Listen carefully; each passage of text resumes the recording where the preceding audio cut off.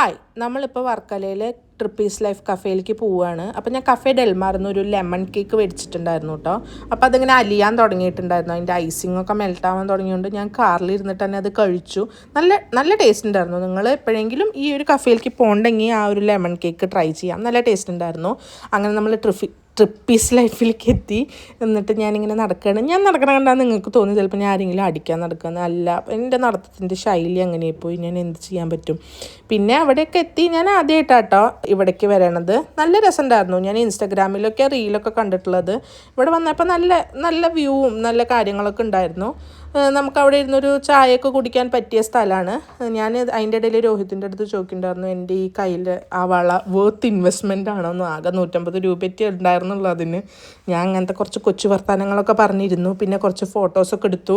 പിന്നെ ഒരു കാര്യം എന്താ വെച്ചാൽ, ഇവിടെ നമ്മൾ എന്താ പറയുക, നമുക്ക് ഓർഡർ ചെയ്യാൻ നമ്മൾ അവരെ വിളിച്ചാൽ മാത്രമേ അവർ വരുള്ളൂ, അല്ലെങ്കിൽ ഒന്നും വരില്ല. അങ്ങനെ നമുക്ക് മെനു കാർഡൊക്കെ തന്നു. ഞാൻ നല്ലോണം മെനു പഠിച്ചു. എനിക്കങ്ങനെ വിശക്കണമൊന്നും ഉണ്ടായിരുന്നില്ല, കാരണം നമ്മൾ കുറച്ച് മുന്നല്ലേ ഫുഡ് കഴിച്ചത്.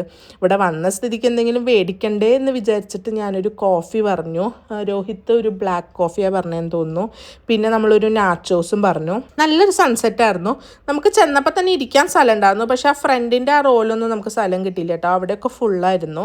പിന്നെ കുറച്ച് കഴിഞ്ഞപ്പോൾ തൊട്ട് നമ്മുടെ ബാക്കിലെ ആൾക്കാർ ക്യൂ ആയി ഇവിടെ സ്ഥലത്തിന് വേണ്ടിയിട്ട്. നമ്മൾ ആദ്യമൊക്കെ വന്ന സ്ഥലം ഉണ്ടായതുകൊണ്ട് നമുക്കത് ബുദ്ധിമുട്ടേണ്ടി വന്നില്ല. പക്ഷേ കുറച്ച് നേരമൊക്കെ വെയിലടിക്കുന്നുണ്ടായിരുന്നു കേട്ടോ. ഒരു 5 മണി കഴിഞ്ഞിട്ട് പോകണതാവും കുറച്ചും കൂടി നന്നാവുക. പക്ഷേ അപ്പോൾ ചിലപ്പോൾ ക്യൂ നിൽക്കേണ്ടി വരും.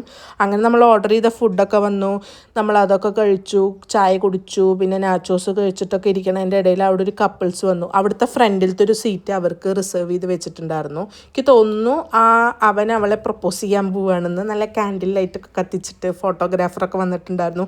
അതിനിപ്പോൾ അവരെ കല്യാണം കഴിഞ്ഞതാണോ എന്ന് എനിക്കറിയില്ല. ഇനി അവരുടെ മറ്റേ വെഡ്ഡിങ് ഫോട്ടോഷൂട്ടാണോ എന്നും അറിയില്ല. പക്ഷേ കൊള്ളായിരുന്നു. അങ്ങനെ നമ്മളവിടെ കുറച്ച് നേരം ചിലവഴിച്ചിട്ട് പിന്നെ തിരിച്ചു പോയി. അപ്പോൾ ബൈ.